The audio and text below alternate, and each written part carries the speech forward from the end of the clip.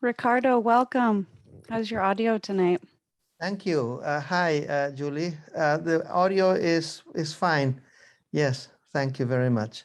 Oh, great. I can see you now. We'll take a couple of minutes to introduce you after I do some housekeeping in the beginning. And so you can give a 1 minute of who you are and what sector you represent or perspectives you bring. I think everyone will appreciate it. Thank you very much, Julie. Well, thank you for being here.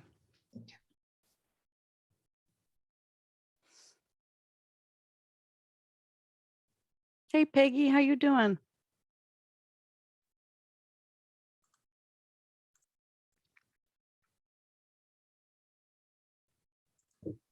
Just great, Julie. Thanks. How about you? Good. I think it's the first couple of days that no one in my family is sick. Woo! I gotta tell you, I'm loving the nice weather. Oh, it is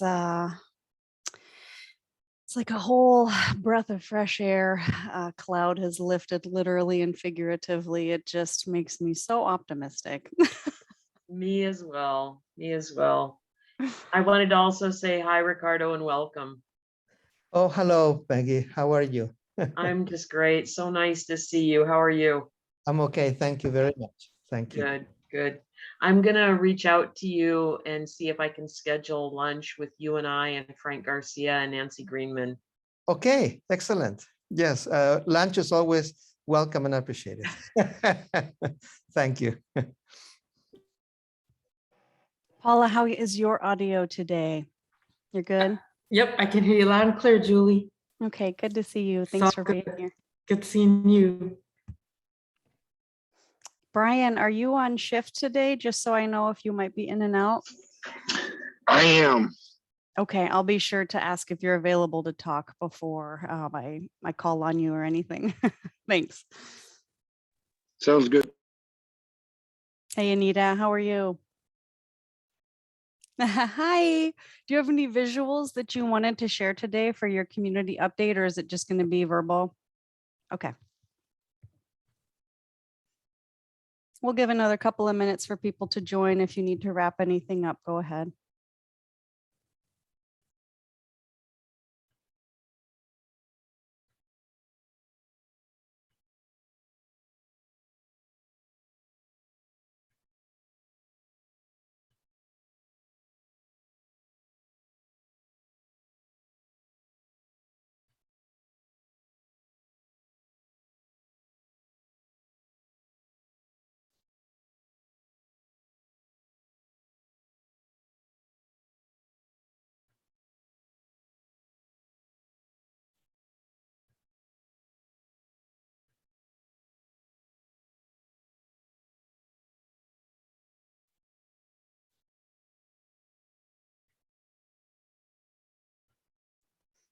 Hi, folks.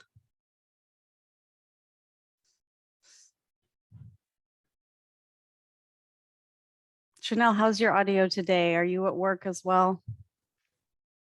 Yes. I'm at work. I'm in the Portland office, but yeah, I'm still at work. Okay. Yeah. We've got a couple folks like that today. No problem. Thank you for tuning in and managing multiple priorities. I'm just letting folks in from the waiting room, and then we can go ahead and start your meeting. I keep looking out the window because they're pouring the footers today for our new building. Oh, wow. Wow, what's the timeline, Cindy? December. Yeah. It should be done in December. We'll be moving back in January with the commissary and everything. So cross your fingers that that timeline doesn't suffer any major disruptions. Yeah, construction right now is hard. I know we've had lots of pushbacks with the county's Kalapuya building, and it's just out of everybody's control. So cross your fingers. And costs are just insane. Yeah. Okay. Okay. I see many of our board members here. I know that Carol is going to be late today. I'll go ahead and get your meeting started. Give me just a minute. Oh, nope, she's not late today. Okay, good. Here she comes. Carol, you did not have your arborist cut into the meeting time today?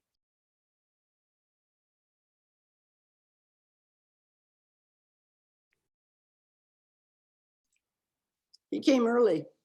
Okay, great. Wonderful. Well, I'll go ahead and convene your May Hope Advisory Board meeting. We'll go over a little bit of housekeeping in the beginning. Give me just a sec. What's that picture behind you? The picture behind me, that is the Alhambra in Granada, Spain. Yeah, let's go there. Yeah, let's go back. Thanks, Carol. Why not? So you should be on mute when you join, and you can unmute and share your video. There'll be a chance for public comment just after we go over the agenda. So if you do want to make a public comment, if you could please type into the chat your name and that you'd like to comment, and I'll take them in the order of people putting in the chat. And I'll also give a brief pause if there's any folks who've called in on the phone so they have an opportunity for comment too. Here is your agenda for today. We'll do the usual housekeeping in the beginning. You have a new board member. There will be a brief update from your research work group about their progress. I'll give an update on staff capacity, and we'll hear an update from City Council and also Anita Earl. And then we've got some fantastic guests for you tonight to educate all of us and anybody else who's tuning in about drug treatment court and community court. They are two separate things, and we have Judge Larry Blake and Judge Matthew Donahue from both of those venues to educate us and be able to, you guys can all ask questions. So just reminding everyone of the culture of the Hope Advisory Board, and for anybody tuning in and doing public comment, just to maintain a culture of kindness and open-mindedness. Okay, I will go ahead and stop screen sharing and see if we have any public comment today. I see a couple folks from the general public, but I'm not seeing anything in the chat. Is there anybody who has called in on the phone? I don't see any folks on the phone, but let me just double check. Nope, nobody has called in on the phone. Okay. Oh, hold on. Sean, would you like to make a public? Yes, of course. This is the public comment time. You are the one who would like to speak. I don't see anybody else. So Sean, go ahead. The floor is yours. Hi, folks. Usually when I do public comment, I have scripted everything out, but I won't, and hopefully that means I'll be brief. I guess my question to the Hope Board is whether or not there is an opportunity for you to kind of extend the recommendation 6 or kind of provide some additional advice to the community, to the city council and the county commissioners about whether or not the 24/7 sheltering system that is a priority in number 6 includes anything like managed camping. I think that it's, you know, the topic of camping has been a regular topic at city council. I think that it's very clear that the city and ODOT and the railroad are have returned to a regular posting and clearing of camps, and I think that creates a lot of trauma, a lot of just kind of general chaos for the folks that get moved, and I don't think it actually addresses any of the underlying needs for people to have a safe and legal space to be with proper sanitation, hygiene, and other supports. And just based on some conversations I've had recently, I don't know that there is clarity at city council, at least, as to whether or not the sheltering system that you see as a priority should include something like managed camping. Thanks so much, Sean. Did you want to say anything else, or is that the close of your comment? I think that's all I've got. I know you don't always have an opportunity to answer things like this, but I just wanted to get that out. Yes, thank you. And we have it in the notes, and the executive committee sets the agendas for every meeting. So this can be an item that they can talk about at their agenda setting meeting of bringing this to the board and allocating a certain amount of time for it for discussion on this topic. So thank you so much for attending today, Sean. Good to see you. Thank you. George, did you want to say anything else on that as a co-chair, as far as process for being able to discuss that topic? Excuse me while I try to figure out how to unmute myself. No, if anybody got the paper, I had a letter to the editor in the paper over the weekend. So Sean came at a timely opportunity, came at a timely period, and put it on the agenda, and let's go. I'm all for saying, let's do what we can do. Does Jan Okay. have any ideas? Well, honestly, you have a packed agenda tonight. Okay, So if you want to okay. discuss it, it'll have to be at your June meeting, but I'm good. thanks, Carol. Not too good. All right. I will get back to your meeting here. Before we do any vote and attendance, you have a new board member.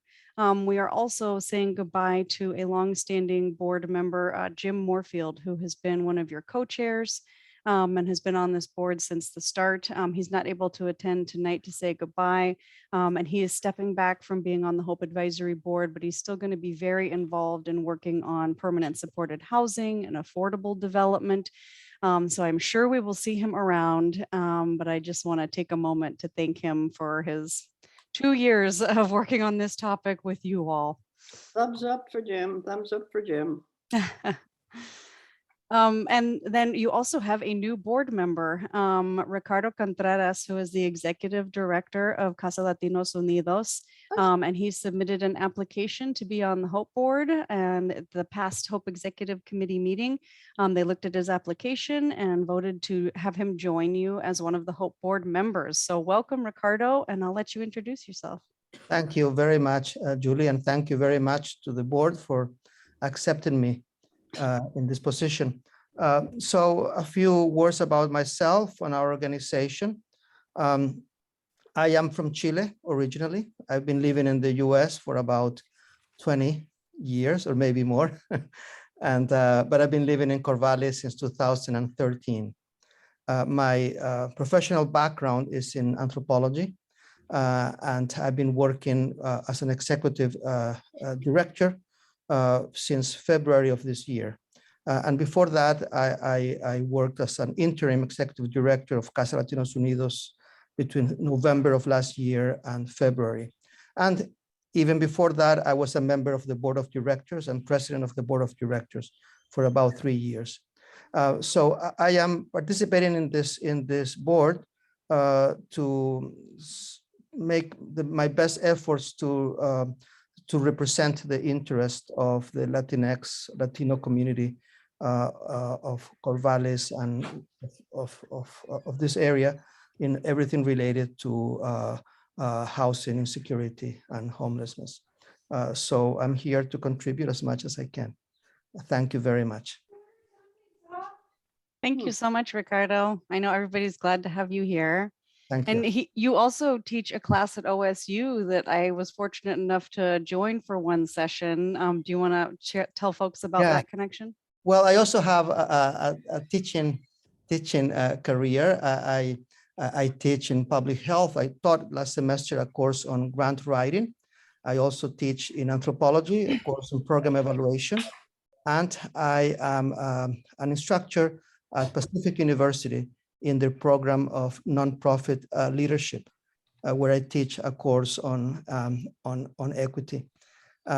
So throughout my career, I've worked at the intersection between academia and practice. My work has been in the United States, in the East Coast, and in Guatemala, Mexico, and in Chile. And so here I am now trying to put together different experiences to my job as executive director of Casa Latinos Unidos. And by the way, in case you're not familiar with our organization has been around for many years. It was founded in 2009. It has at this moment 4 programmatic areas. We work on helping the community meet basic needs through direct services and referrals. And in that, we collaborate with many different organizations. We're also developing a line of work around capacity building. where we emphasize education. And we have collaborations with the school districts in Corvallis, but also Albany on that. We are also working around culture. And culture, in fact, is perhaps the celebration of cultures in plural is perhaps at the center of everything that we do. And we have work around system reform through our participation in collaboratives like this one. So that is an overview of our organization, and I hope I can do my best in this, or I will do my best in this board. Thank you, Julie, and everyone. Thank you so much, Ricardo. I hope you see all the kind words in the chat. Everyone is very excited to have you and your varied background and expertise join the board. Thank you very much. Thank you. All right. Well, welcome to Ricardo. And now we will go ahead and take roll and also vote on the April meeting minutes. I sent them out last week, I think on Thursday. So hopefully you had a chance to review them. I did not receive any edits back from any of you. Are there any edits that anyone would like to voice at this time?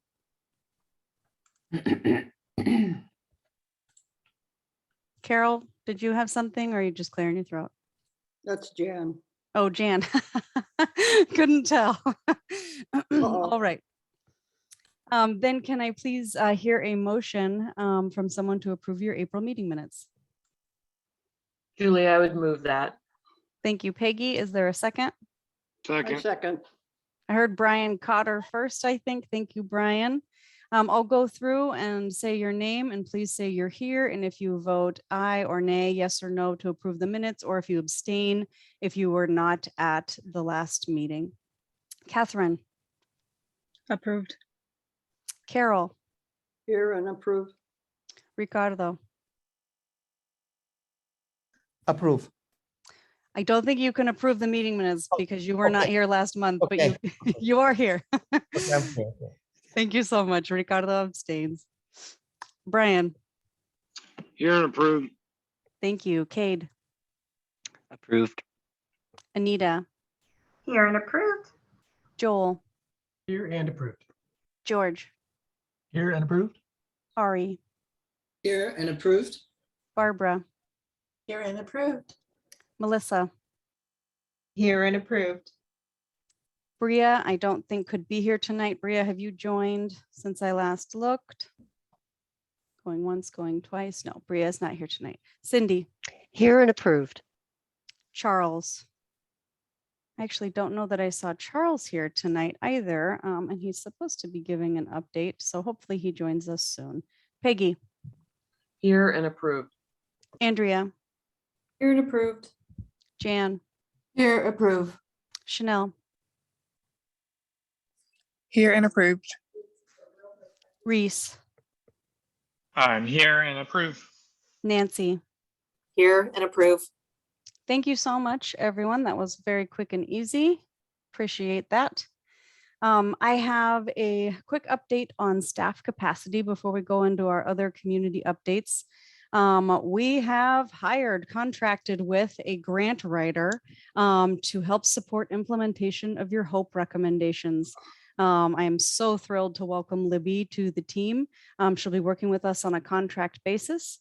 And for folks who didn't hear last month or weren't at the meeting, Rebecca Taylor has been hired as a project manager to support implementation of the HOPE recommendations. So I'm thrilled to have some colleagues working almost full time on these efforts. I'll go ahead and stop sharing to see if we have any questions about that. Carol. Are these people working primarily for the HOPE work, or are they county people that are also going to be involved in other county issues? Good question, Carol. The project manager and the grant writer are specifically dedicated to implementation of the HOPE recommendations. And so the question I'm going to get an example of the grant writer writes a grant for $100,000. What are we trying to fund through the grants? Just a couple of examples, if you could do that. Sure.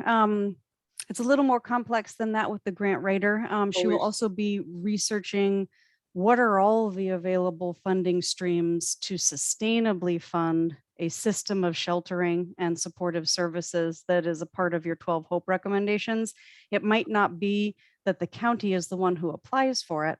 And so she's part of this HOPE team that's doing our best to work collaboratively with our provider partners like Sean and Andrea and Ben and Allison to make them aware also of different funding opportunities for their work or a new location, and support that in whatever way makes sense from a collaborative perspective. And also it could be that she goes for specific grant opportunities like the Community Development Block Grant on behalf of the county to fund services or investments in brick and mortar. So that is yet to be determined as she researches all the funding streams that are available for a sheltering system and services for it. Thank you. Yeah, no problem. Other questions about that, Libby's role or Rebecca's role? Okay, thanks, folks. Does it concern you that you have colleagues? I'm so relieved, Carol. Are you kidding me? Oh my gosh, for the first time in 2.5 years, I have a sense of relief that I will not be the only person who is, well, no, a lot of people have been working on this a long time. I mean, a full-time employee for the county whose job it is to work on homelessness. That's great. Good for you. Yes, I'm relieved. So I'll go ahead and transition to the research work group update. And they're tasked with what topics could they research or help inspire research in the community that would support implementation of the HOPE recommendations.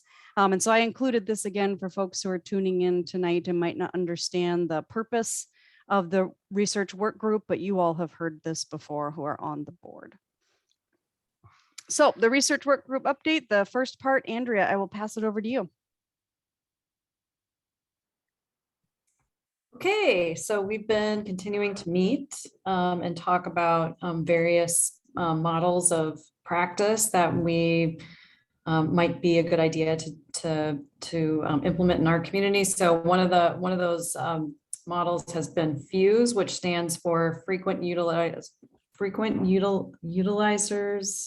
of, somebody help me out.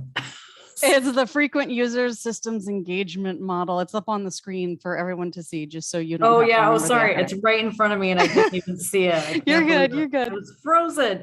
Anyway, so it's basically what the definition outlines here. So people that use jail, shelter, emergency room, other crisis services. So really trying to get them into housing and other services to reduce those costs and improve their well-being. So we have connected with folks in Lane County, as well as a county in Nevada through a referral from the Benton County Sheriff's Office from one of their officers that used to work in that community to learn more about how they have implemented FUSE in their community.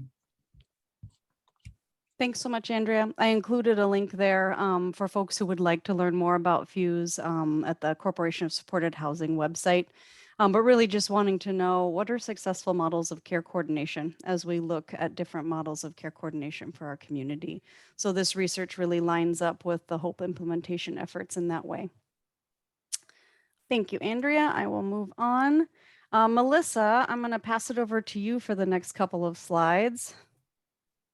Yeah, our work with the research work group has really been to see where IHNCCO can support in the housing efforts and specifically with the HOPE board and our goals. And we are going to be developing some research questions. So in alignment with what Andrea has been working on, trying to look at different programs that are really tried and tested and maybe effective models for any of us to leverage in our work. We should be asking kind of the same questions and really what do we want to know? So we have kind of as a work group talked through some of the aspects of that. So how did you get started and how have you gone to sustainability? What are the key lessons learned? Things of that nature. So we're putting together kind of a sheet of research questions for the group to use and having those conversations. And so we're asking kind of consistent questions along the way. So we'll be getting that out shortly. We did also want to highlight, though, that the Intercommunity Health Research Institute is really looking at our pilots that we have funded in the past, and we need to put parameters around what we want to focus on, because we've funded a number of things over the year through IHN CCO. And we know that a couple of areas we want to touch on are behavioral health and housing for sure. So we will have a focus on housing in our research. That research will be kicking off in July. So it's not coming anytime particularly soon, but really looking at how we have funded housing efforts, what has been effective, and what are the lessons learned there. So part of that whole research on programs and concepts that could work. So in funding, so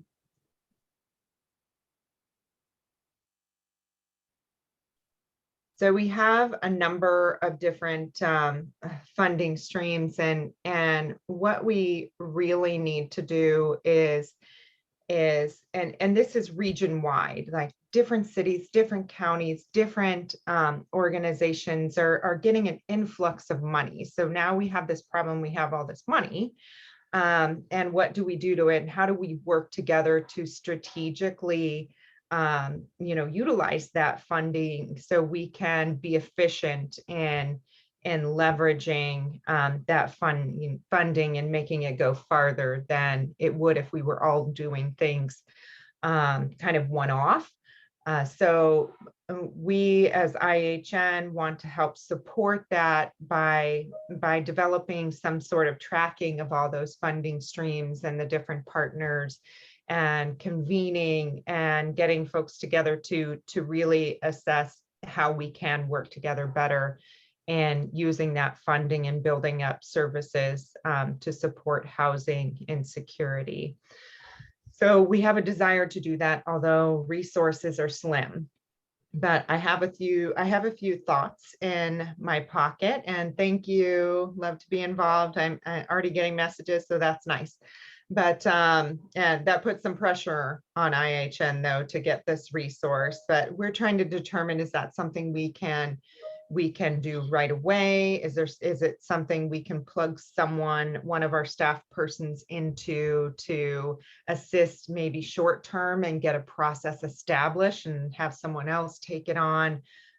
Is it something we can fund a little longer term? I have a thought to roll it into another program that we're getting up and running. And I do have a new coordinator coming in soon too, but they've already got a lot of work on the books.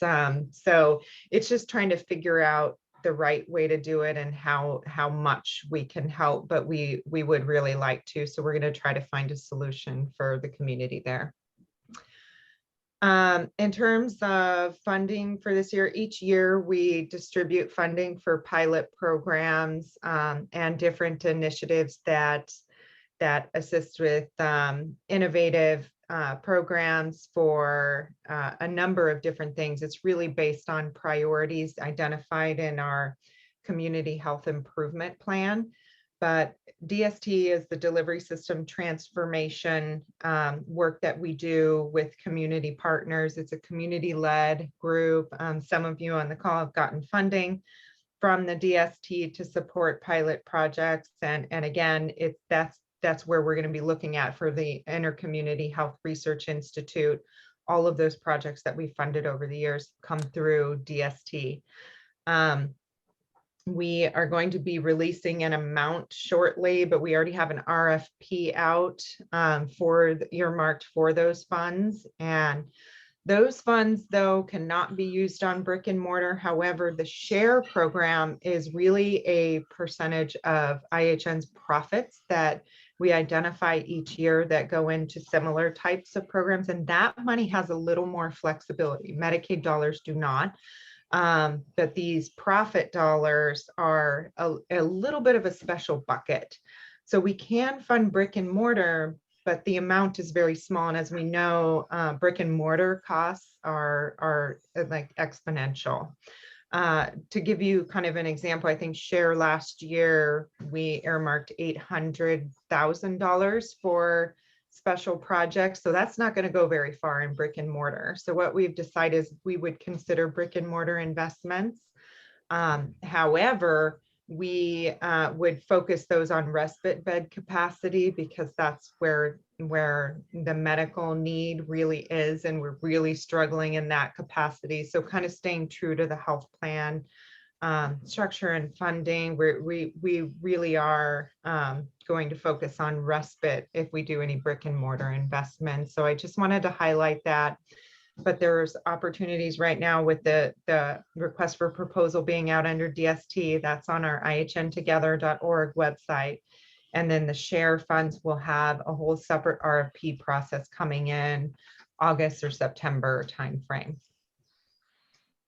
Thank you so much, Melissa. There's a question in the chat, so I'm going to go ahead and stop sharing so you can see each other. Peggy, do you want to read your question so everyone can hear it? Oh, sure. Melissa, I was just thinking that it would be, you guys have funded some really interesting programs over the years through DST. And at some point, I'd really like to hear from you if you have documentation or if you have some information about some programs that you feel have really promising outcomes or really successful outcomes, because those could potentially be programs that others of us look at funding over the long term in the future.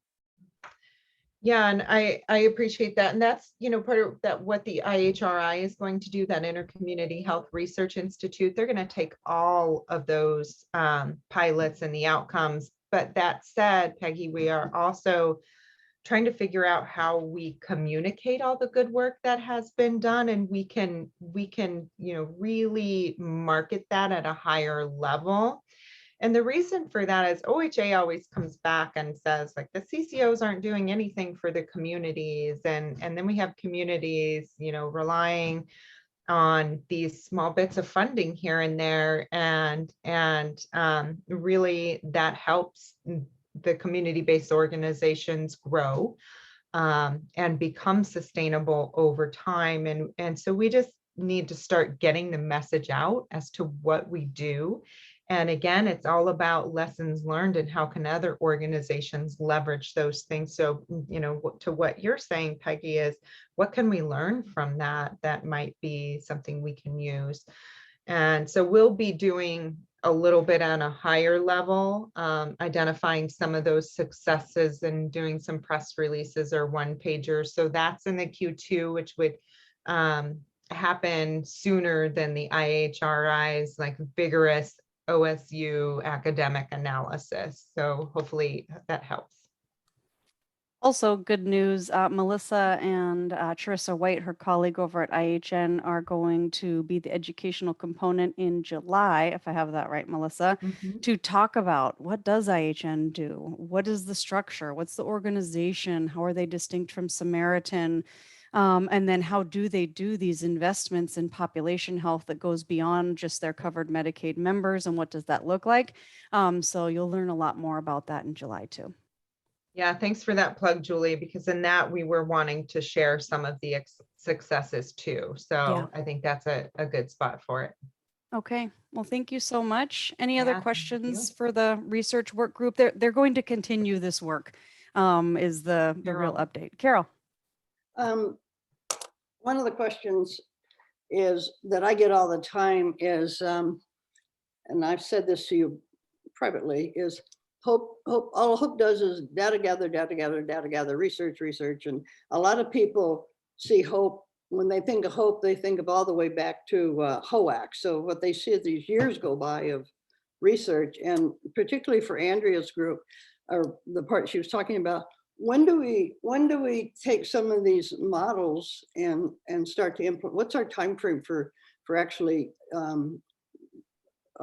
implementing something, so that we can point to something and say, we've done the research, we've got the funding, and this is what it is, whatever that, whether it's the hub model or anything. I just get beat up with that question, and I'm kind of tired of hearing it, but it still keeps, comes up with some of the people I interact with.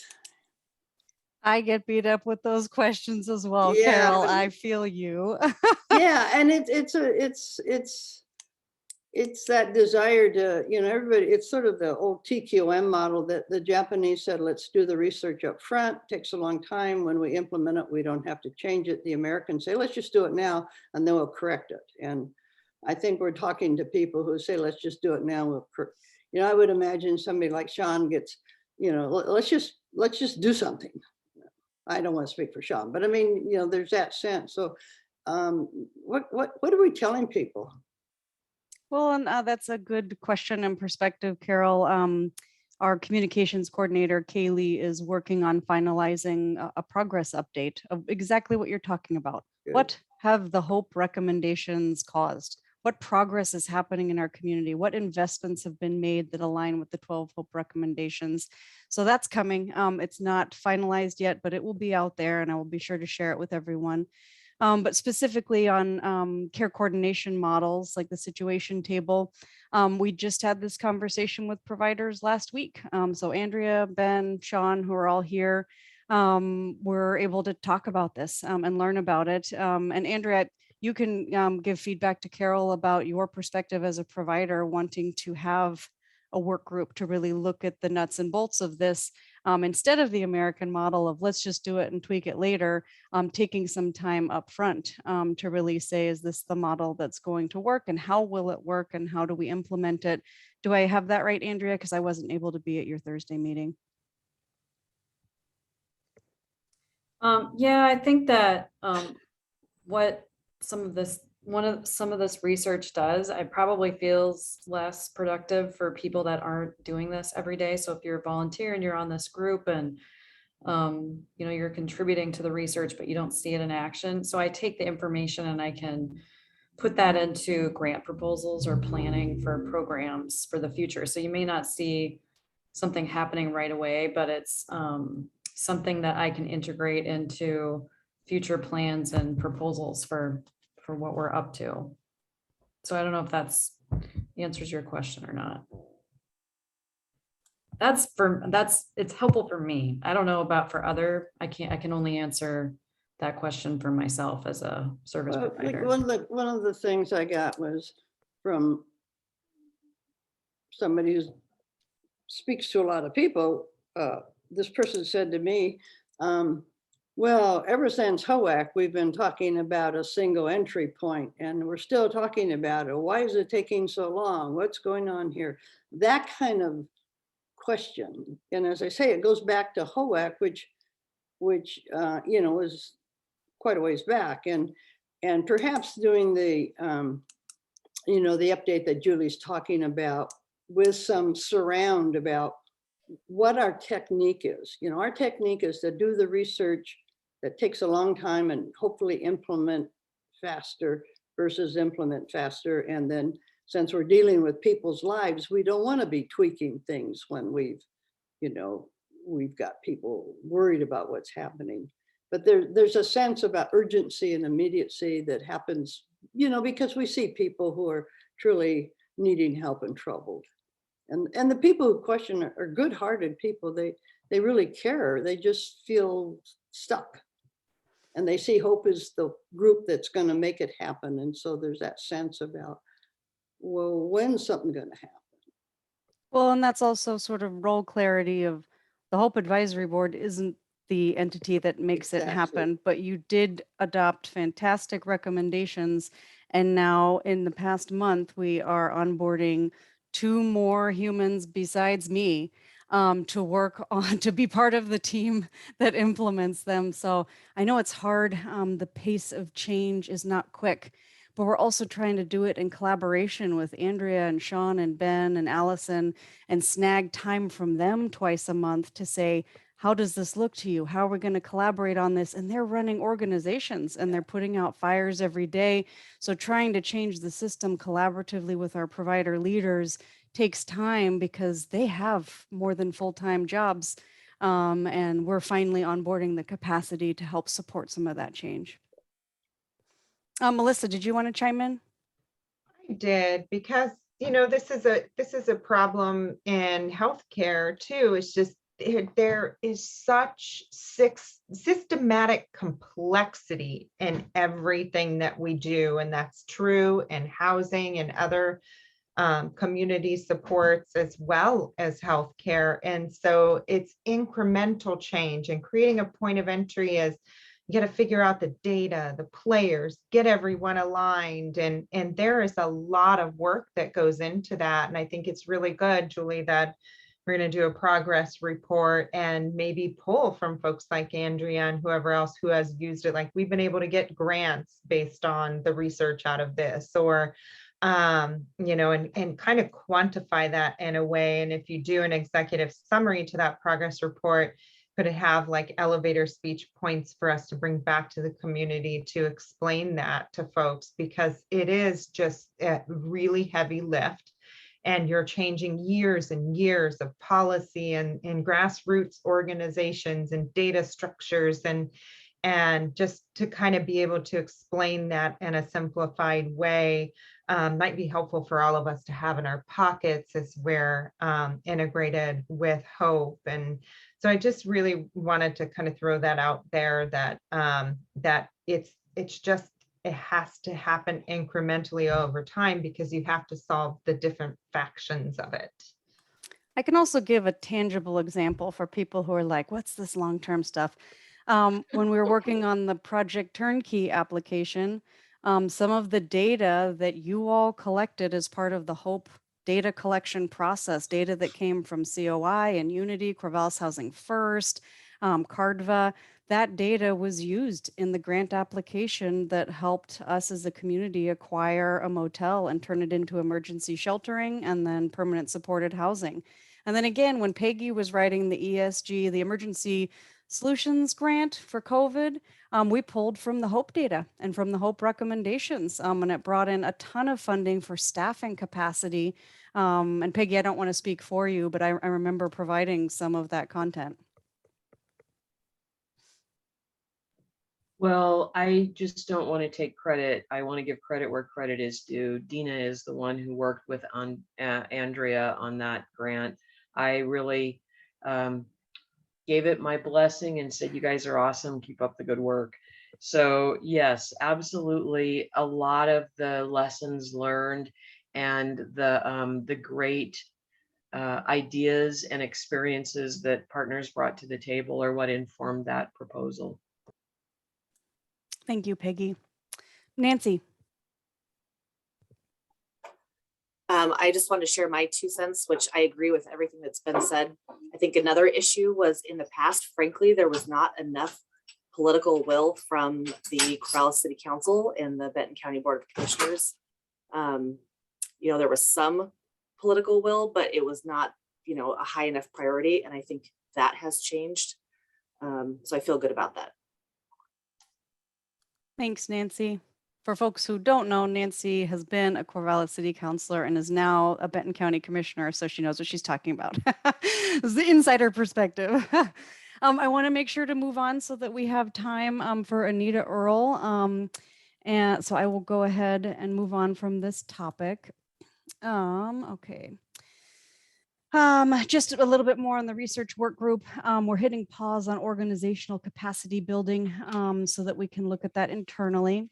And I already shared that the July meeting will invite IHN to share a lot of what we talked about today. And then since Charles is not here, I'm just going to give this update briefly. The Corvallis City Council is considering revising their policies for social services funding. And I know this is something that's important to quite a few of you. And so they have upcoming work sessions, and I think I got these dates wrong. I just looked at the Corvallis City Council calendar, and I think it's June 9th. But Jan, do you know the correct dates on which work sessions are going to be discussing this topic?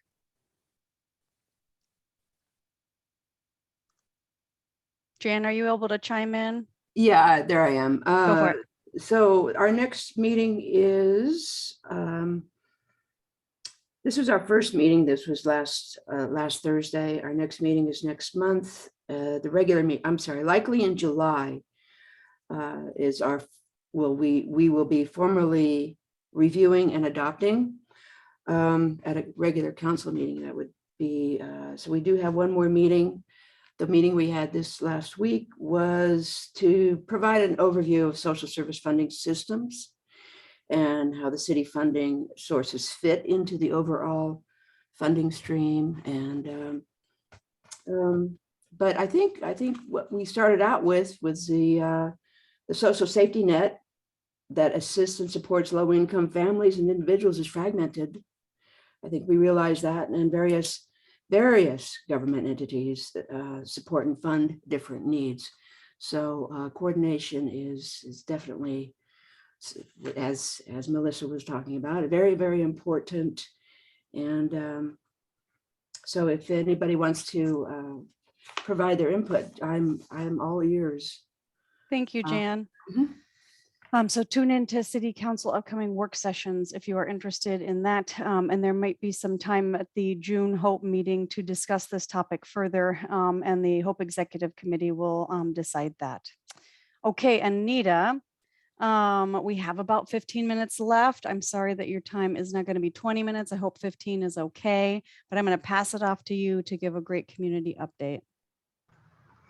Anita Earl, and I work for Samaritan Health. I work for a small little section of Samaritan Health called the Care Hub.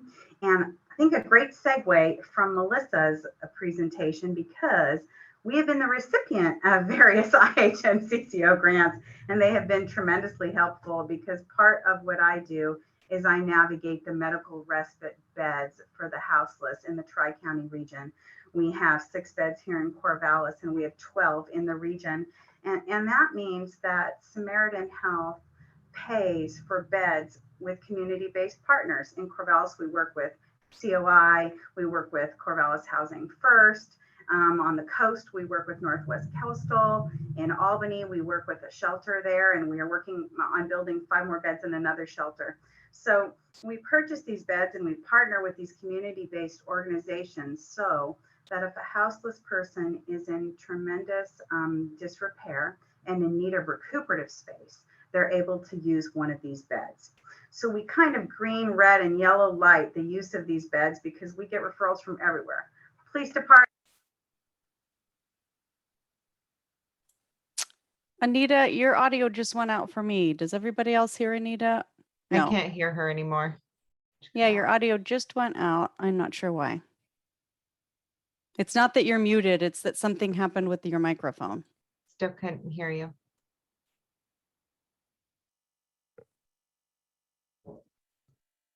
No, I heard you, and it was like your elbow touched your microphone or something. You didn't mute yourself.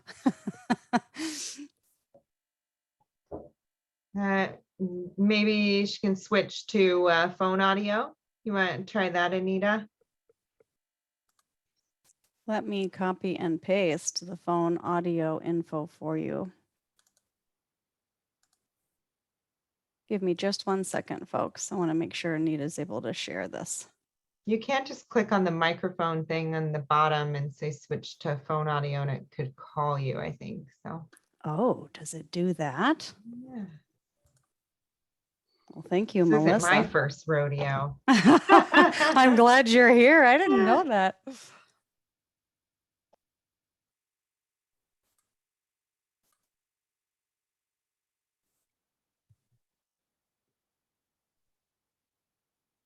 Well, thanks for your patience, folks.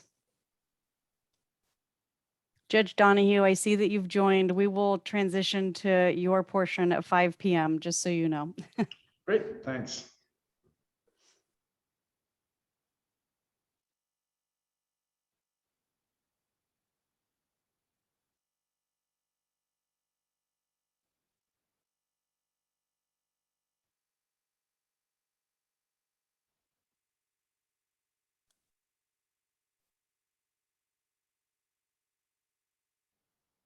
Any luck, Anita?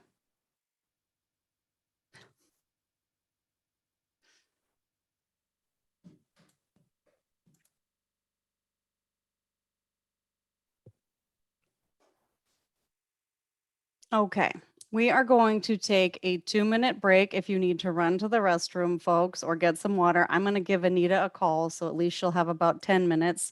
So we'll see you back around 4:49, and I'll try to walk her through this.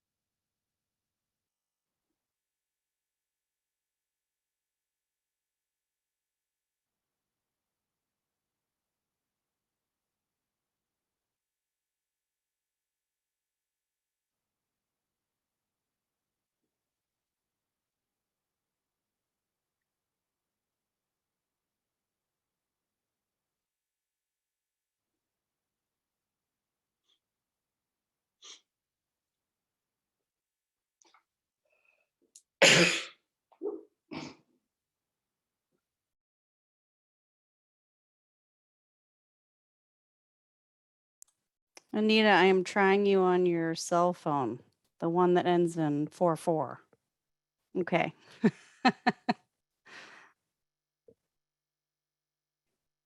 It's going straight to voicemail, my friend. I'll try again.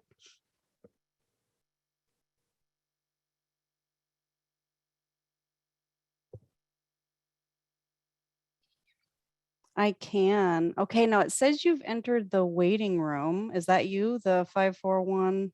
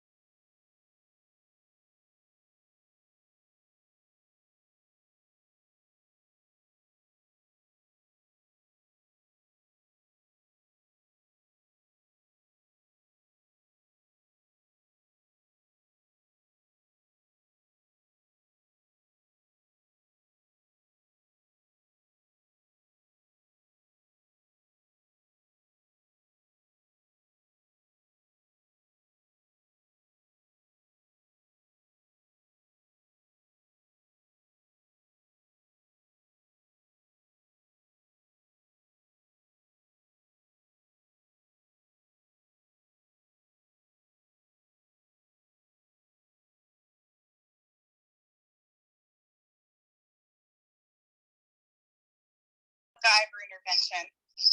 Can people hear me? Oh, is it pretty scratchy? It's pretty bad, Anita. I am sorry, friend.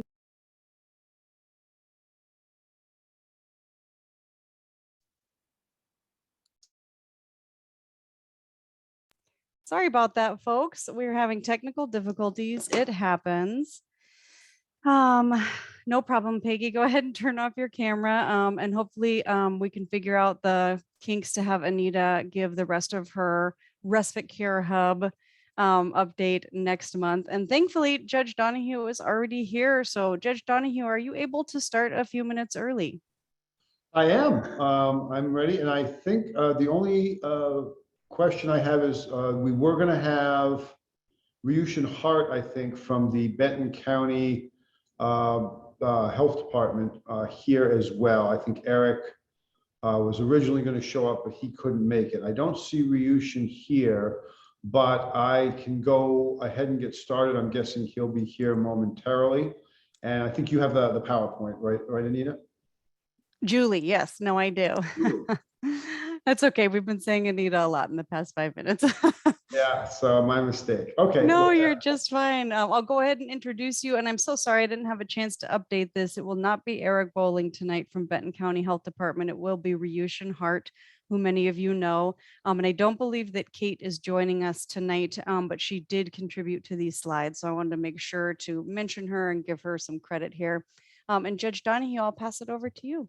Okay, great. Thank you very much, Julie, for not only for the helping with the PowerPoint, but the invitation from the Hope Board. Thank you very much, folks, for inviting me and Ryushin here to speak. I've been following the Hope Board's work here, and it's great to be able to give you an overview of our drug treatment court because of the critical role that housing plays in the program. And also some of the challenges that our folks are seeing with that when they come into the program and some of the things that they see coming out of it. So our adult drug treatment court, for just a quick thumbnail sketch, we've had an adult drug treatment court here in Benton County since 2001. It was originally started by Judge Holcomb. She retired, Judge Cannell picked it up, and then when he retired, I became the treatment court judge. It started out as just a straight adult drug treatment court. While Judge Cannell was here, he and our current adult drug treatment court coordinator, Kate Cresswell, applied for and received some SAMHSA grants to build a co-occurring disorder capacity into the program. So our program is one of the few in the state, I believe, at this point that can actually provide treatment for individuals with co-occurring substance abuse and mental health disorders. And so that currently is where we are. And I think the staffing team is, and this is, and I don't know how much folks know about drug treatment courts, but one of kind of the touchstones or really bedrocks of a drug treatment court is ensuring that we're providing best practices, best practices treatment and operations and procedures as part of the program. And one of those best practices, kind of one of the fundamental ones, is having a staffing team that brings all of the stakeholders that are involved in the treatment court together in the decision-making process regarding participants in the program. So I'm currently the judge. Kate Cresswell is the drug treatment court coordinator. The probation officer who works with our drug treatment court participants is Joel Pickard. The mental health treatment team is with Benton County Behavioral Health. That's Eric Bowling, who's the manager. Danielle Ellis is the drug and alcohol counselor. Ryushin Hart's the mental health provider. And Josh Russell is our case manager.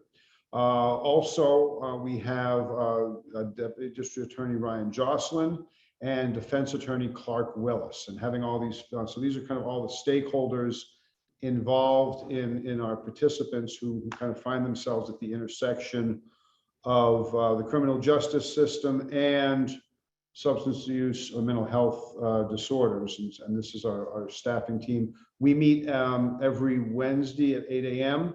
to discuss each participant we'll be seeing that afternoon. And we have our drug treatment court participant hearings every Wednesday afternoon at 3:30. So we meet weekly, and this is the group of people that kind of makes those decisions. Judge Donahue, just so you know, Ryushin has joined the meeting now. Great. And so what our court, ours is a drug treatment court, and according to evidence-based best practices, the treatment court model is designed, the one that we're using, and the one that most treatment courts in the state and the country use, is identifying and treating individuals who are high risk and high need. And in order to determine whether they are high risk and high need, which would make them appropriate for the program, there's several assessment protocols that we use. The first is the LSCMI. Now this is that measures recidivism risk and criminogenic needs. So that's kind of measuring. Judge Donahue, would you mind saying out the acronyms? I don't even know what LSCMI means. Yeah, and Or maybe Ryushin does. Yeah, I believe, and it's been so long since I think it's the index. Let me, hang on, I can get that for you in just a moment, because this is something that's administered by our probation officer. And so it's, I think it's the level of service case management inventory. So what it's doing is it's identifying risk of recidivism and what the needs, what the needs are as far as the criminogenic component of the person's behavior. Now, the ASAM, that is the American Society for Addiction Medicine, I believe. That's not, and that's an assessment that was developed by that organization.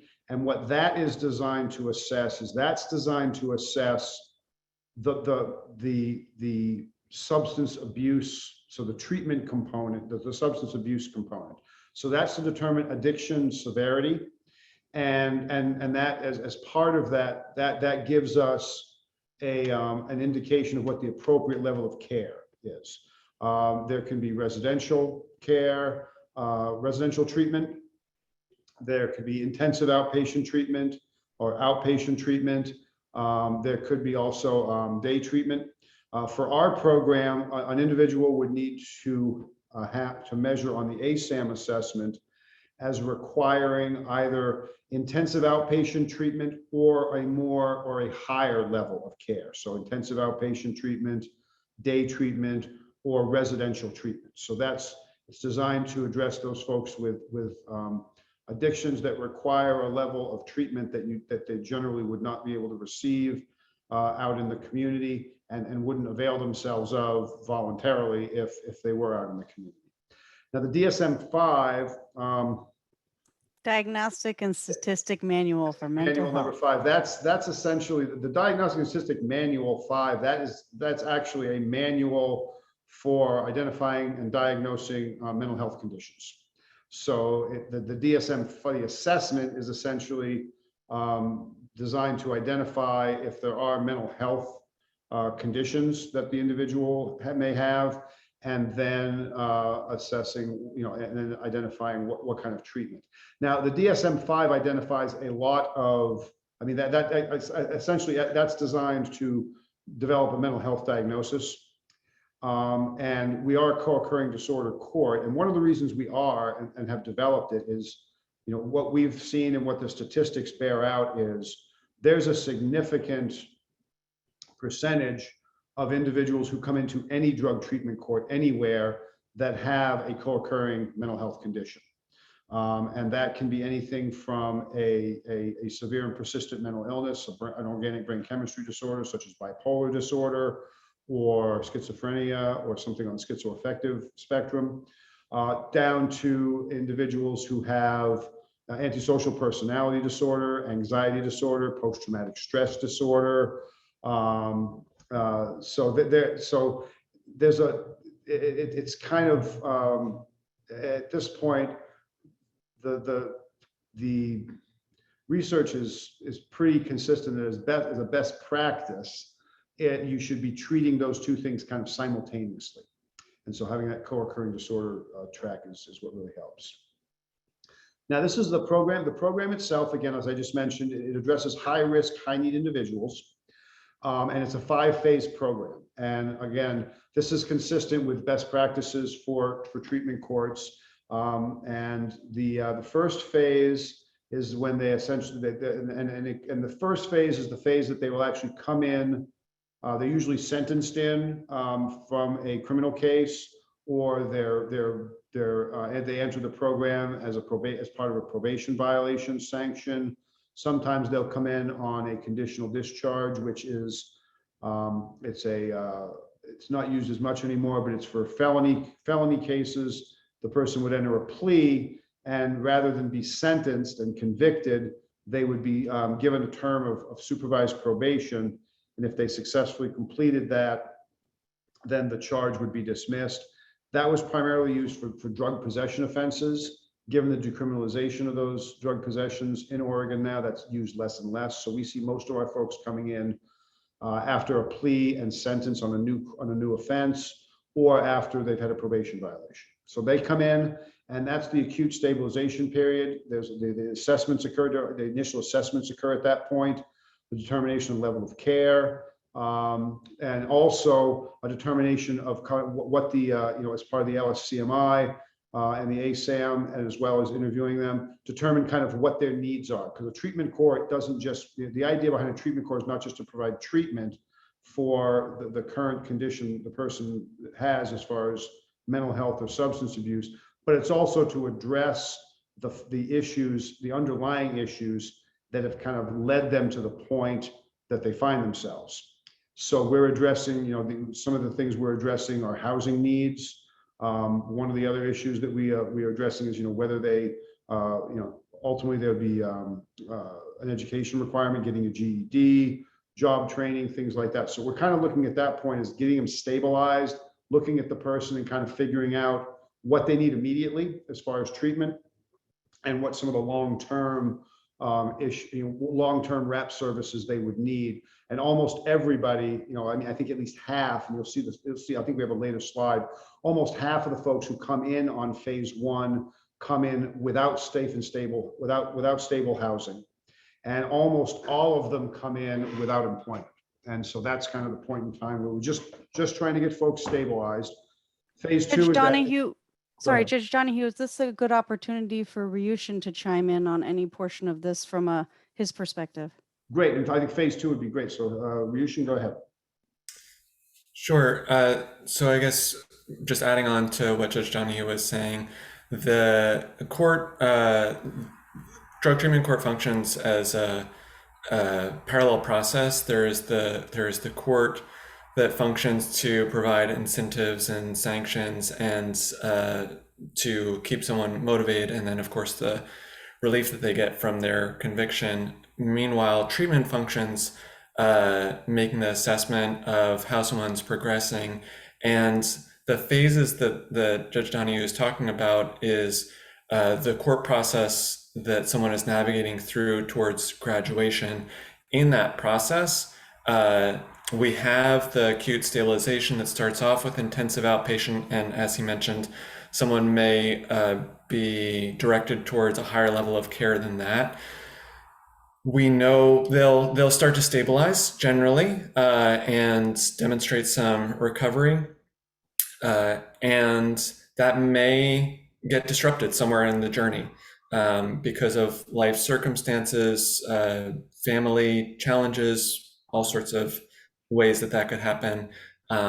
If that happens, just to point out that as they're progressing phase 1 through 5, they may get to phase 3 and have a relapse and need to get re-enrolled at a higher level of care. We try to respond. We're responding to the client very individually based on their needs, with this long-term goal of making sure that when they graduate, that they've got stable housing, stable employment, they've paid off the restitution. So just to point out the distinction between those two. Yeah, and again, thank you for that, Ryushin. And that, so as you can see, there's a lot of components to the program that are kind of happening all at once, which is kind of one of the unique things about the drug treatment, the treatment court programs. So again, so phase 2, as Ryushin mentioned, that would be the clinical stabilization. That would be where that would be very treatment intensive for the individuals. Generally, what we do is getting them into phase 1. The first step is getting them into some sort of housing. We have a couple of resource options. We have the Cascades, if folks are familiar with those here. We have some beds at the Cascades. We've worked with other community partners like COI and CSC to get housing for folks. There are some Oxford houses, and there's a God Gear. Those are recovery housing. So we use those pretty regularly. But the goal during that phase 1 acute stabilization is one of those acute stabilization goals is to get them into some safe and stable housing. Now that may take longer, to get them into something long-term, but the goal first is to get them into stable housing, because again, I'm probably preaching to the choir with this group but you know, the evidence-based best practices are that housing is the first need. You're not going to be able to get someone in consistent mental health or substance abuse treatment. You're not going to get them moving towards pro-social habilitation without giving them that stability, without having those four walls, the roof and the door, the place that they can kind of start the process of reassembling, kind of taking stock of where they are and moving forward in treatment. So the idea is to get them in the housing, go through that acute stabilization process. That may require residential treatment, as Ryushin discussed. Usually during the clinical stabilization process, they're in the program. The treatment plan's been developed and is being implemented. The person's moving through that process. That's not just drug and alcohol treatment. That may be mental health treatment. That may be cognitive behavioral classes. We have moral recognition therapy. So there's a bunch of, and that kind of deals with the criminogenic side of it. We have cognitive behavioral, a cognitive behavioral program to deal with the kind of the cognitive behavior thinking errors.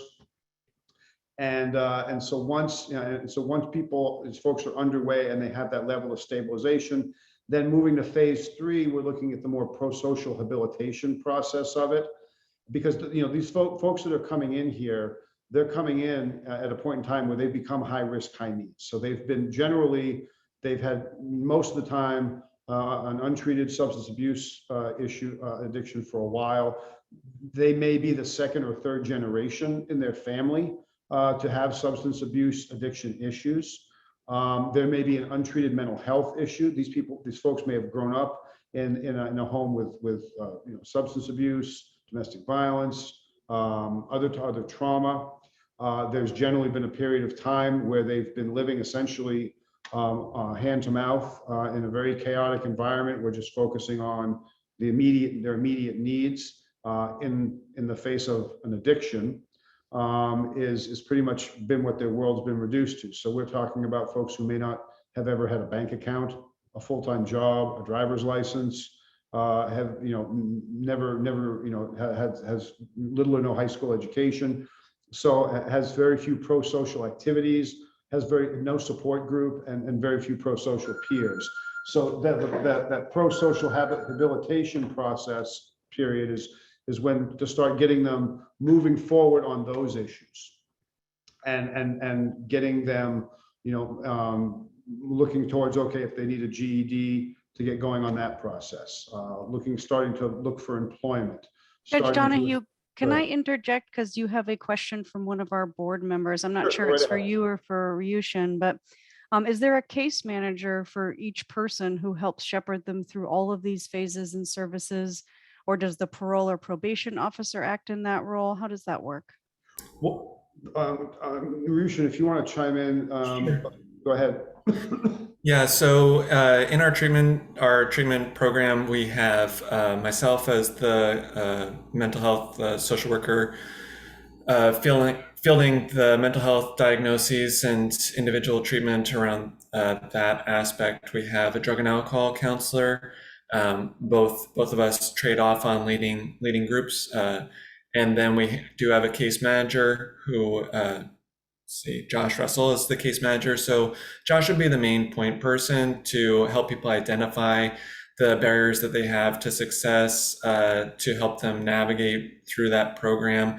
If there are other community resources that are more appropriate, that are specialized, then directing them towards those services, like if they are parents and need some help with childcare, maybe directing them towards Old Mill or parenting classes. But yeah, we do have a case manager, and then they're also required to do UA. So our treatment team has folks to receive to collect samples. And Julie, if you could just go back to that staffing team diagram. So we do. So the answer. We do have a case manager, Josh Russell, but I think the unique thing, and this is kind of, I think the unique thing about the treatment court programs is all those staffing team folks you see, they all work as case managers to an extent, because what happens is every Wednesday morning, You know, we'll have, if folks are in phase 1, they show up to court every Wednesday at 3:30. Phase 2, they'll show up every 2 weeks. Phase 3 every 3 weeks. So as they become more, you know, as they become more stabilized in their treatment and more stabilized moving forward on habilitation, adaptive habilitation, it gets pushed out a bit. But every time a participant is going to appear that Wednesday morning, all of those folks that you see are sitting around a table, and they're all talking about not only where they are in treatment, but how is things going with their housing. How are things going, you know, with probation? What, you know, how are they going with, you know, is this person going for their GED? Okay, where are they in that process and what do they need? So to a great extent, the staffing team is managing all of these issues on an ongoing basis and bringing all the stakeholders into to address that kind of real time as the person moves through the program. And did that, I hope that answered the question. Yes, I think it did. I think if you could conclude on this part so we could be able to share some of the data and success from your Sure. program and have time for questions, that'd be great.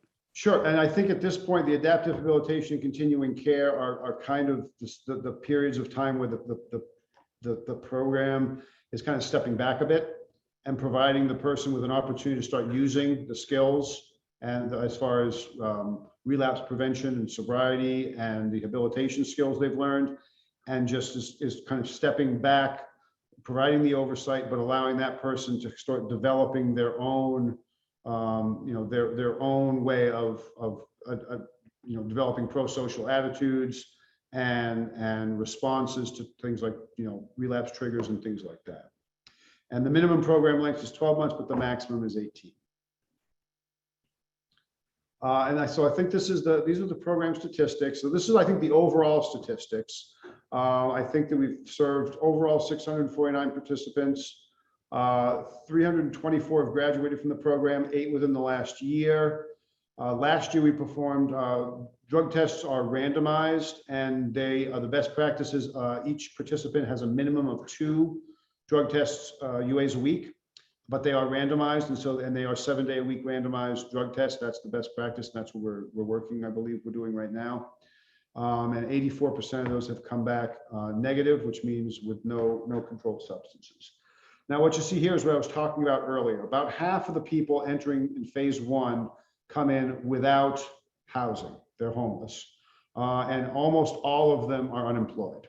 And so the program's designed, among other things, to get them employed in order to give them the resources to maintain safe and stable housing long term. And as you can see, all the graduates from the program do graduate with a safe and stable housing, and they graduate employed. We have had a couple folks who may have had some issues that were, as far as mental health, we've had some folks with traumatic brain injuries, or some folks with some severe and persistent mental illnesses, which were to the point where they were on Social Security disability for them.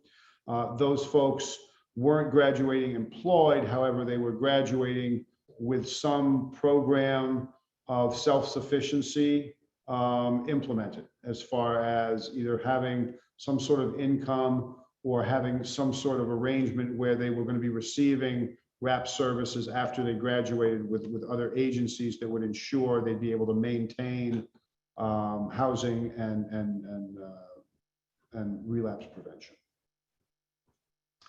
All right, so you see the demographics here. Right now, you can see we only have 10 participants, and 7 of them are in on what's called downward dispositional departures. Those are essentially, they're sentenced in, and if they were to get the sentence, the incarceration sentence, they would be sentenced to a prison term. It could be anywhere from 12 months. I think we've had people come in, you know, with 13 months of prison they're looking at, up to, you know, 60, or with multiple cases more than that. They come in on what's called downward dispositional departure. What that is the prison term is kind of, you know, is kind of suspended, and if they successfully, and they're sentenced to supervised probation, and if they successfully complete the supervised probation, that prison term is then, in term of incarceration with the Department of Corrections, is never imposed. So it's designed to divert them out of So the treatment court is designed to divert them out of the Department of Corrections system or the county corrections system. Now, we only have about 10 folks now, but we have had more in the past. Now, the community partners, Julie, those are folks that we've worked with and currently work with to help our participants, succeed in the program. Chance, they're the local peer support organization, and they work with our clients very closely, particularly the folks with co-occurring disorders, because again, on that habilitation, a lot of these folks have never really been able to navigate a bureaucracy or anything like that. So having peer support to provide them with that kind of help is really important. The Pathfinder Clubhouse has been a great resource for folks with co-occurring disorders.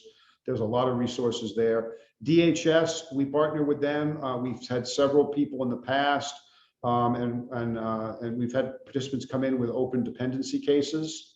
And so when we have that, DHS, we work with DHS to ensure services kind of on a wraparound basis. And Judge Oxford Donahue, House, that's the Julie. State Department of Human Services you're talking about? Yes, the Oregon Department of Human Services. And then Oxford, Godgear, Community Outreach and Community Services Consortium. Those are primarily organizations we've worked with on housing. So we partner with them, and they're a resource that our participants use for housing. And then the ARC, that is a partner that we worked with to address people with developmental disabilities, because co-occurring mental health disorders, people come in with that, but people also come in with developmental disabilities, and providing them with resources to address those is also an important part of the treatment court process, and the ARC is a resource for doing that. And this is just, I'm not sure how familiar folks are. I'm sure a lot of individuals on the program, on the HOPE board, are familiar with. This is Benton County Sequential Intercept Model. This is just a model to identify where at different intercepts in the criminal justice process we can identify resources to divert people out of the criminal justice system and into treatment resources.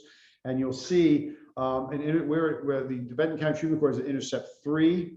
And at this point, it and the Corvallis Municipal Court's Community Court and the Philomath Municipal, those community courts are kind of the kind of post plea, they're in the criminal justice system. The plea's been entered. There's been either a conviction or something like that. Now the question is, okay, where do they go? And that the treatment court program is designed to divert them out of either county corrections or the Department of Corrections and move them into treatment with a goal of getting them back into the community after the program. Okay, I'll go ahead and stop sharing, and we have about 10 minutes for questions before we transition to community court. Peggy, go for it. Great presentation, Judge Donahue. Thank you so much for this.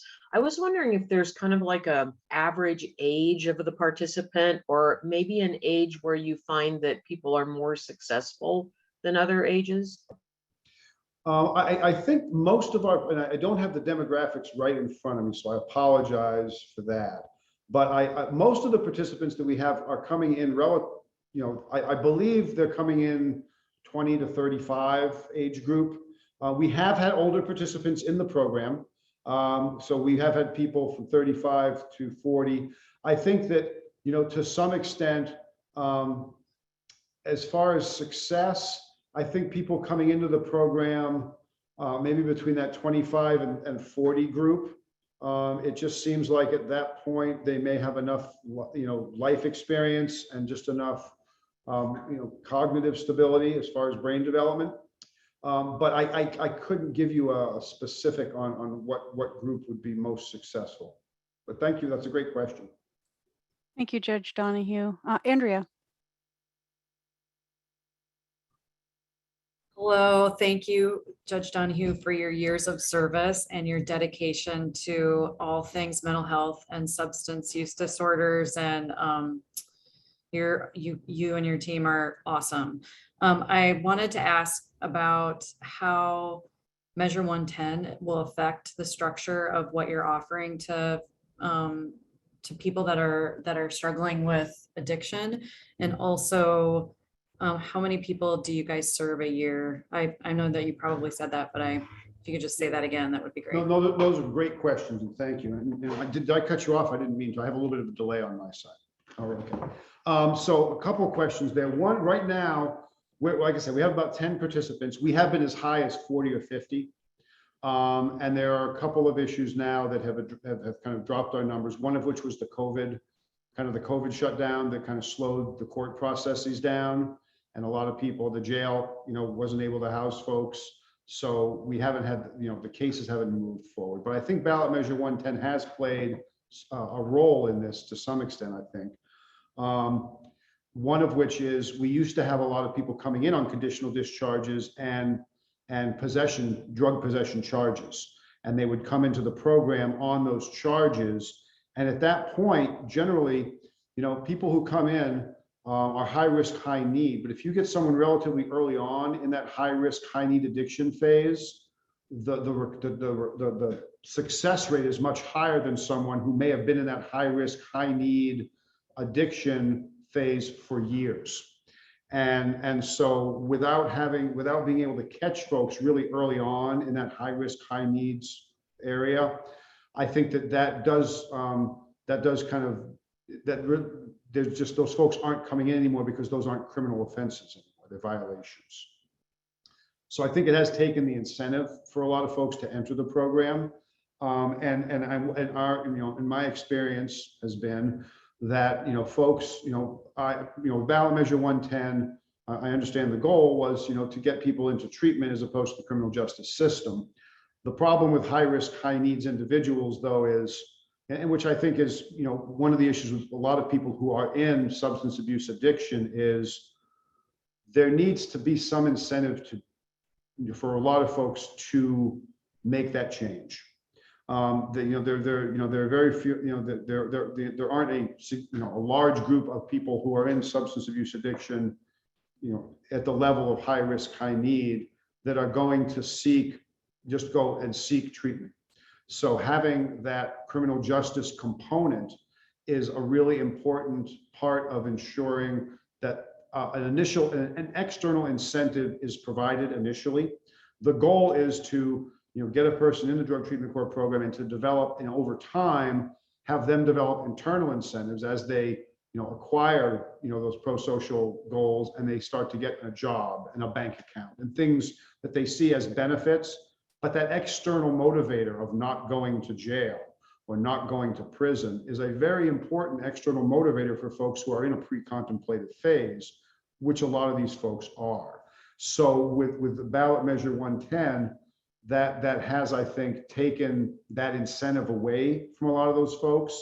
And so what you see now are the folks who are coming in further along in their addiction and fewer of them, which means there's more complexity as far as treatment. Thank you, Judge Donahue. Ryushin, did you want to chime in on any of the questions? I would just add to what Judge Donahue was saying that most of the clients who are coming in drug treatment court are coming to their stated intention is to avoid the sentence as an alternative to the sentence. And the wonderful thing about treatment is that someone doesn't need to recognize that they have a problem at the outset.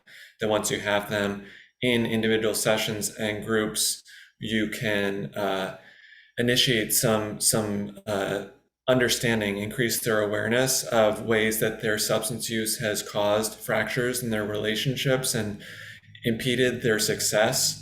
And get some buy-in where then they're internally motivated to make their own goals. And so by the end of the program, as Cade was pointing out, the people are leaving the program with so much more than they even knew was possible or believed that they could do. We just had somebody graduating today who said, they had their own doubts about what they might be able to accomplish. And so that, as Judge Donahue was saying, that carrot is less successful with 110. Thank you, Ryushin. Are there other questions from the board? Or Cade, did you want to chime in on that? I don't know that I saw if you did a chat. My apologies. Can you hear me? Yes, I can. Thank you. Is my okay? Yeah, I just want to chime in really quick. I work at the health department in behavioral health as a peer support specialist for the adult outpatient program, and I work with some of the substance abuse disorder clients, and just one particular client, I was like one of my first clients I got. I only had this job for 7 months, and so he's been one of my longest clients, and I think he's already done like with drug treatment court, but still gets like mental health and substance abuse services here at the health department.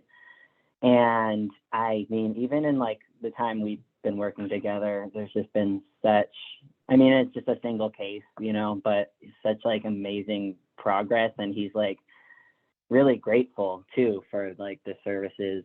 He came in, he's on SSI, but he had never had his own like housing before. He has a kid, so like it's been such a huge positive change for him. And so yeah, and thank you I learned a lot more through this session too about drug treatment court. So yeah, that's all.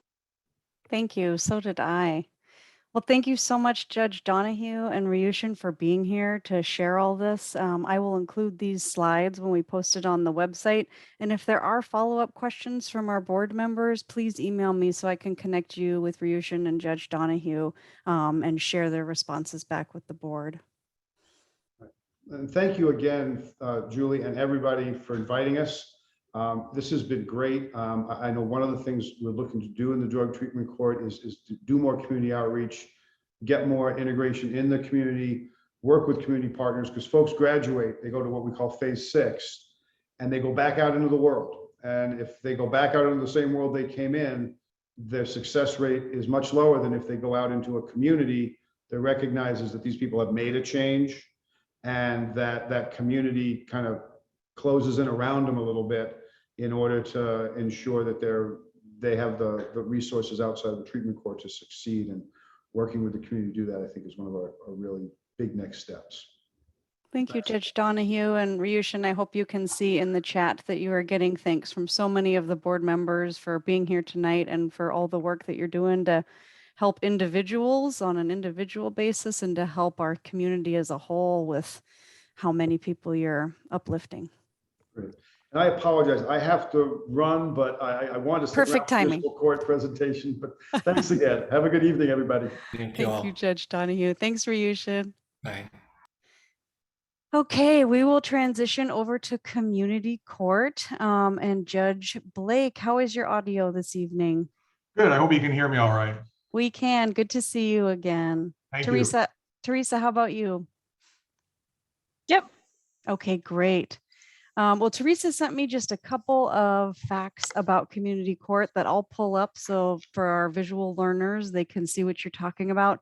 And then I'll go ahead and stop screen sharing so that you can just continue talking. Does that sound good? Sounds great.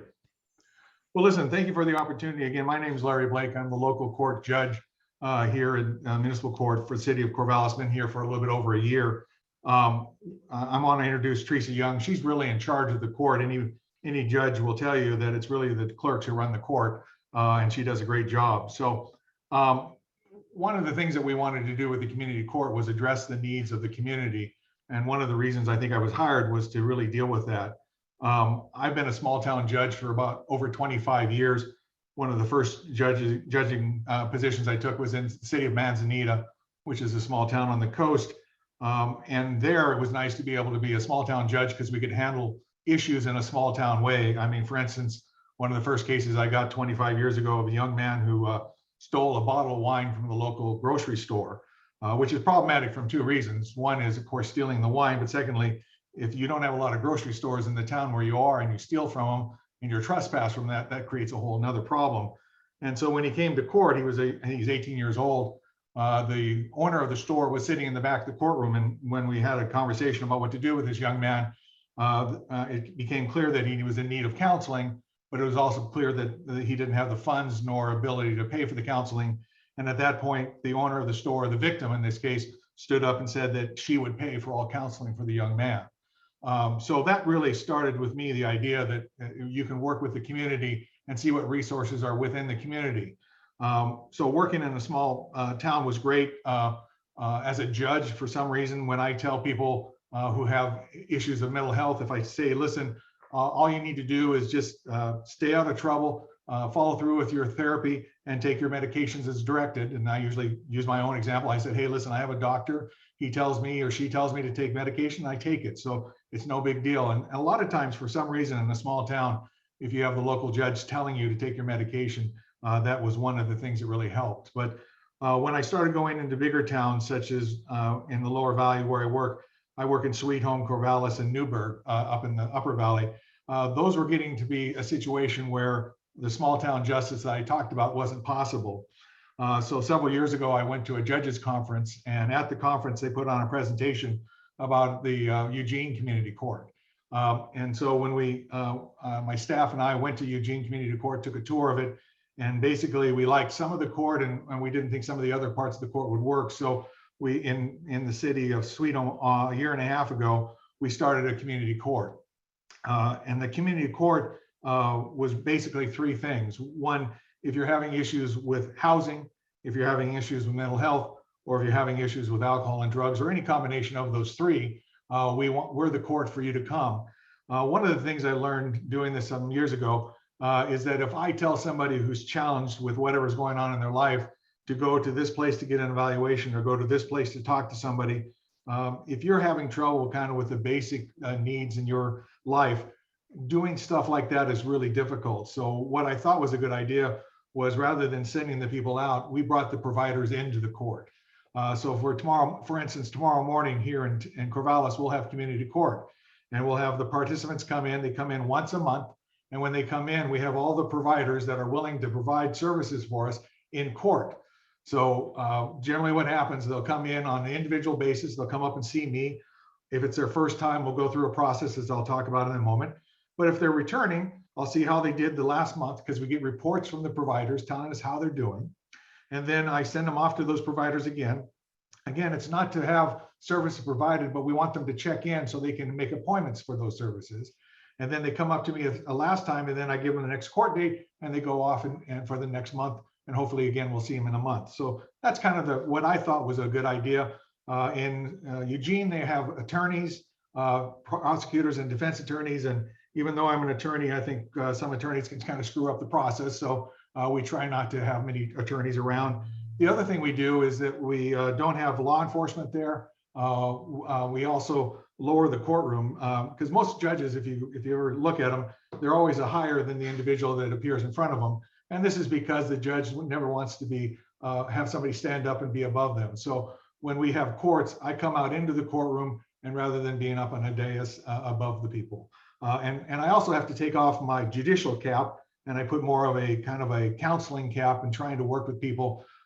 For instance, today in Sweet Home, where I had community court, I had a person come in who was really shaking continuously and really nervous, et cetera.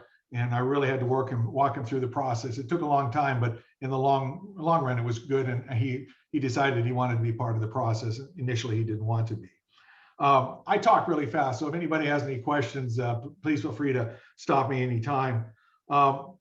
So like I said, we started in Sweet Home a couple years ago. The other things that we found, aside from housing, mental health, and alcohol and drugs, people need help with getting ID. They need help with education, employment, food, getting a phone, having a mailing address, simple things like that. So we also provide VA. So we want to have, if somebody comes in and they're a veteran, we want to be able to get them hooked up into Portland or wherever that nearest VA place is.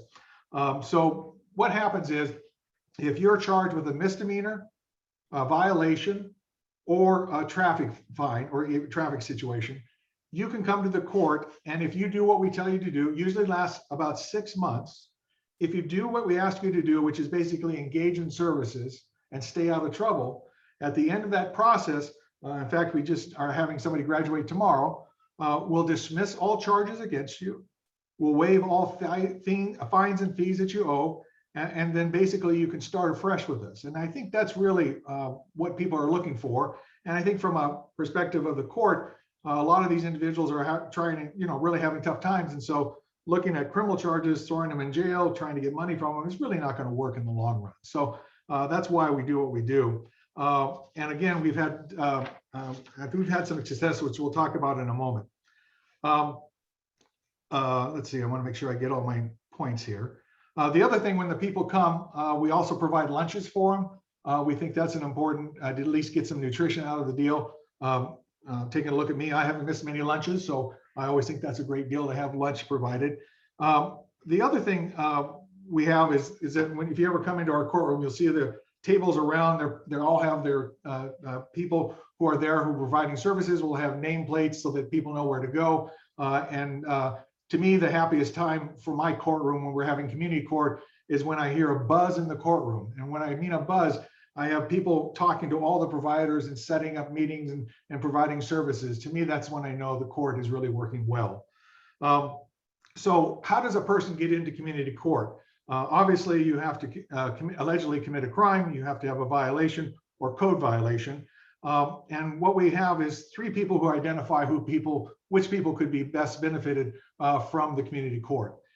We have police officers, city prosecutor, and myself. And one of the things that I really think is important, and I really appreciate the local police department, they are really happy with the community court because we're able to take some of the folks that they're dealing with on a fairly frequent basis and provide services so that they don't have to deal with them on such a frequent basis. So some people wonder what the police perspective on it.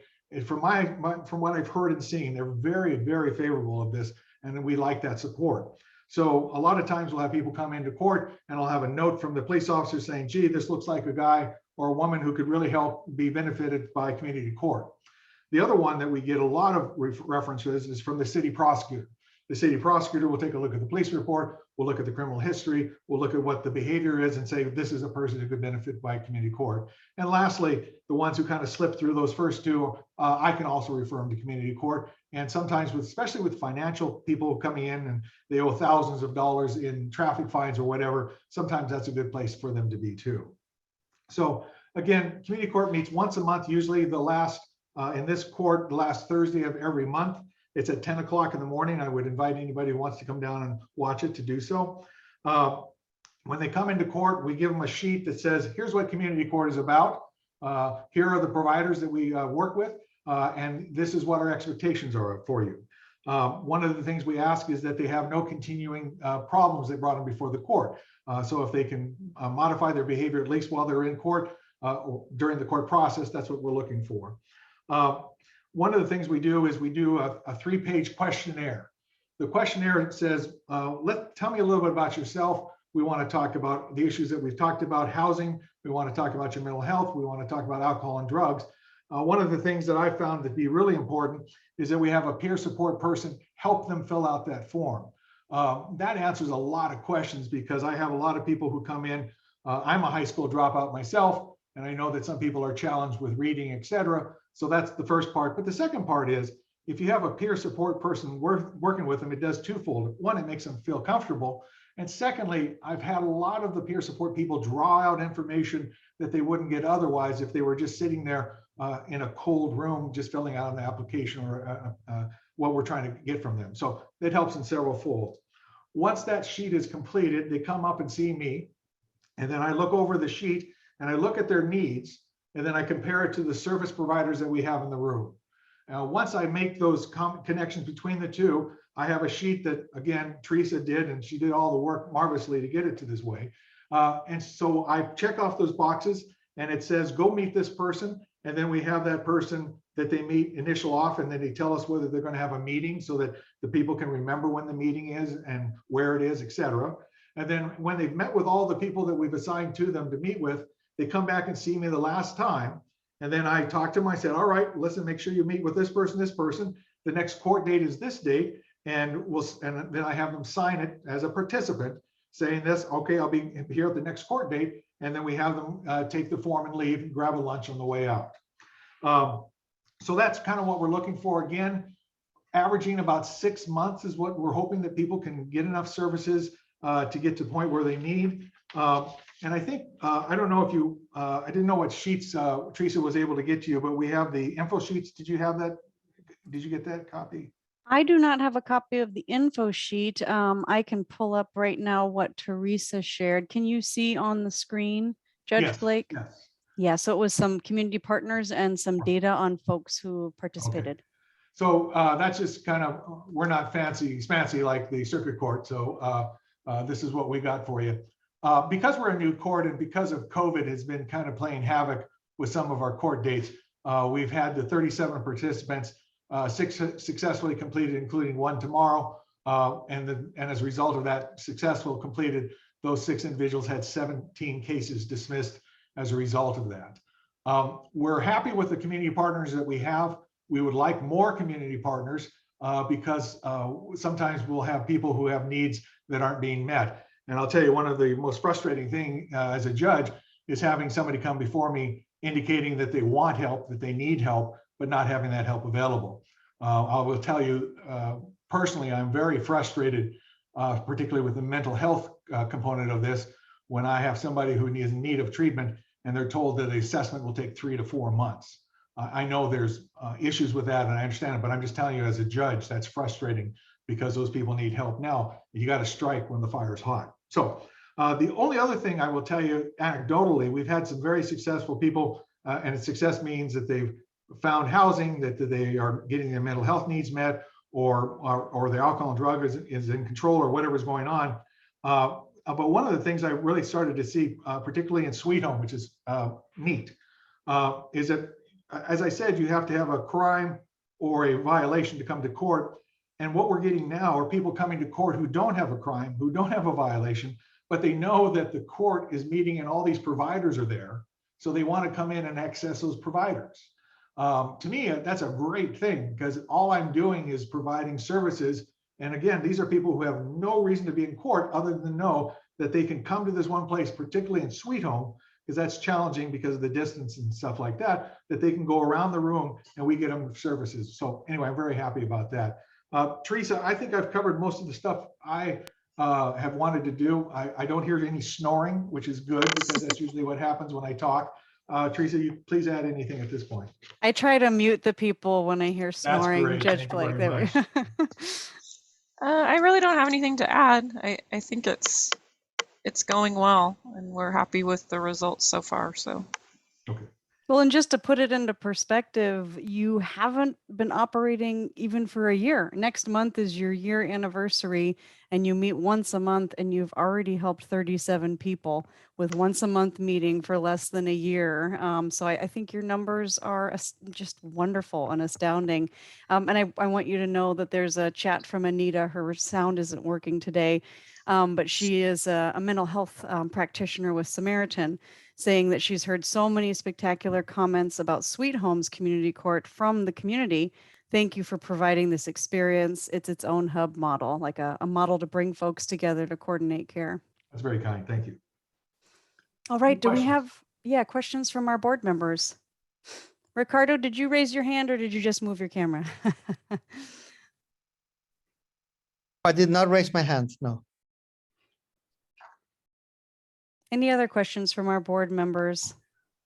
Julie, yeah, I just want to thank you. This is Jan APAC. I was wondering if we had any community court statistics on folks who are homeless or houseless and or jobless, that sort of thing, as the other judge gave us those numbers. I think Teresa sent me all the numbers that you have as far as that goes, but Teresa, do you have any housed and unhoused kind of demographic data? No, we don't. Well, I guess in the questionnaire, but we haven't looked at those numbers. That's definitely something we can try to I think for me, at least from my anecdotal review of it, I think one of the things we see is people with housing issues and mental health issues are kind of the 2 big ones, and then followed closely by alcohol and drug issues. So, and again, there's a lot of combination thereof, but the mental health issues and the housing are just, at least from my perspective, in all 3 courts where I do this, Newburgh, Sweet Home, and Corvallis. Some to varying degrees depending upon the locality. So you'd say most participants are struggling with housing or homelessness? Yes. Yes. Thank you for that. Jan, did you have any follow-up question to that? No, thank you. That's great. Appreciate it. Any other questions from our board members about community court? Well, thank you so much for being here. You're welcome. Anytime anybody wants to come and watch court, again, it's an open court. We again meet the last Thursday of every month generally. If you have any questions, please feel free to contact court. Teresa, again, is the smartest one around, so she'll answer those questions. You're too kind. Well, you're getting lots of thanks in the chat. And again, if board members have questions about this that you think of after the meeting, I'd gladly connect you with Teresa so she can help to answer them, or Judge Blake. Thank you both for your time. Thank you. Have a good night. You're welcome. Thank you. Thank you. We just have one last wrap up for the Hope board members.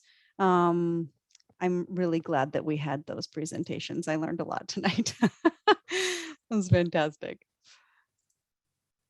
All right, just some next steps for Hope Advisory Board members. The research work group that you heard from is going to continue to meet and research the topics they shared and update on. And I'll be looking at educational topics that align with Hope implementation efforts. At your June meeting, we will have Maddie Bean, who is the halftime paid person at the daytime drop-in center, who coordinates street outreach and response.